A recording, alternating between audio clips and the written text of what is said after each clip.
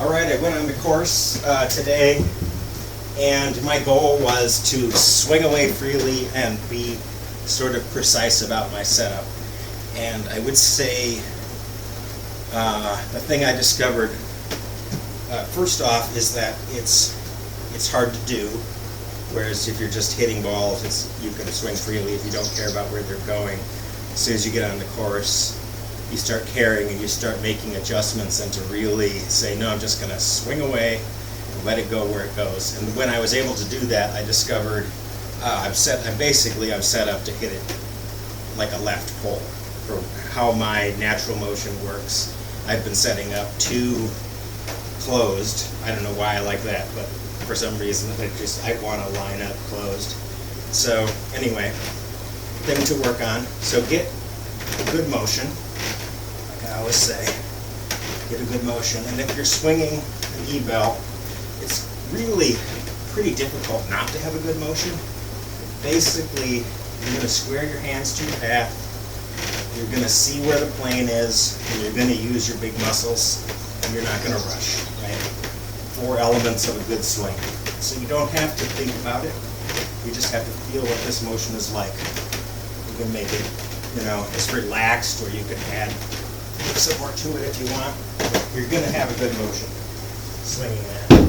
So then just feel that in your body, and then feel that in your swing.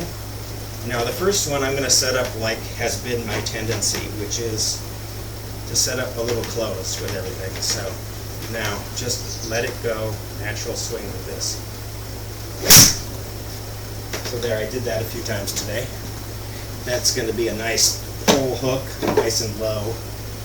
But that was unencumbered. I didn't mess with the swing. I just set up how I've been inclined to set up. And I think what I'm normally doing then is I'm setting up that way and then trying to swing more this way to fight it. So now, as I went through the round, it did start to become clear. I'm setting up for a pull. So I eventually got to actually almost the opposite, which was setting up with my feet about 20 degrees open.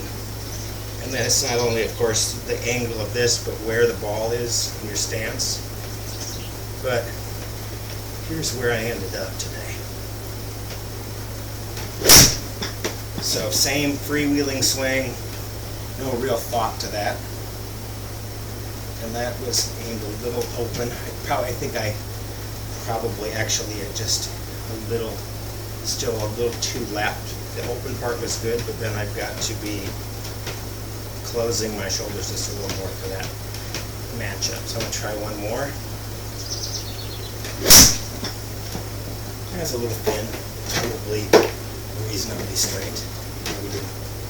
We'll see. I'll do one more, see if I can get a good one. So anyway, this is going to be different for everybody, so I'm not suggesting everybody set up open. What I'm suggesting is find your swing motion that feels comfortable, set up just intuitively, see where the ball goes, then start moving parameters around. You can move your grip a little bit, obviously, too. You can move your grip, you can move your stance, you can move the ball position forward and back until you feel like you're creating that motion right square through the ball in a way that doesn't have to have any alteration. All right, one more. That was the best one, just by feel, as far as I can tell.